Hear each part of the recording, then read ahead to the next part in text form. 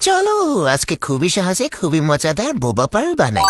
ভাই আমার বাসার মানুষ এই বোবা পার না তো ভাতের সাথেও খায়, মানে যতই বানাই না কেন দেখা যাচ্ছে 2-3 দিনের বেশি টিকে না। তো আজকে চলো তোমাদেরকেও দেখা এটা আমি খুবই সহজে কিভাবে বানাই। এর জন্য নিয়ে নিতে হবে সাগু বা সাবু যাই বলো না কেন। আমি আজকে 1 কাপ পরিমাণে বানাবো। এটাকে খুব ভালোভাবে ব্লেন্ড করে সেটাকে এভাবে ছিলে নিতে হবে। এরপর দিতে হবে কফি পাউডার। কফি পাউডারটা একটু চেলে নিই, কি আছে জীবনে। এটা চিলা নিলাম, চিলা নেওয়ার পর এখানে দিয়ে দিছি 1/4 কাপ ব্রাউন সুগার, আরো 1 চামচ কোকো পাউডার দিতেছি কারণ আমি ভুলে গেছিলাম। যাই হোক এটাকে খুব ভালোভাবে মিক্স করে নিয়ে ধাপে ধাপে পানি যোগ করে এরকম একটা সুন্দর শক্ত ডো বানিয়ে দিতে হবে। ভাই এইবার হলো গুটি বানানোর পালা। এই যে ছোট ছোট করে নিয়ে হাতের মধ্যে নিয়ে যতক্ষণ পারো খোঁজ এরকম ছোট্ট ছোট্ট বল বল গোল্লা বানাই নিবা। হাতে 14টা বাজে আমার 1 কাপ দিয়ে যেহেতু গোলাপ গোপাল হয়েছে এর মধ্যে দিয়ে দিতেছি 1 চামচ কর্নফ্লাওয়ার, সেটা যেরকম ছাকাই নিবা। এইটা না দিলে কিন্তু একসাথে কোলাকুলি শুরু করবে, মানে লেগে যাবে আর কি। বোয়া পাটগুলোতে এরকম বুদবুদ ওঠা পানিতে একদম কোনো দিকে না তাকায় ছেড়ে দিবা।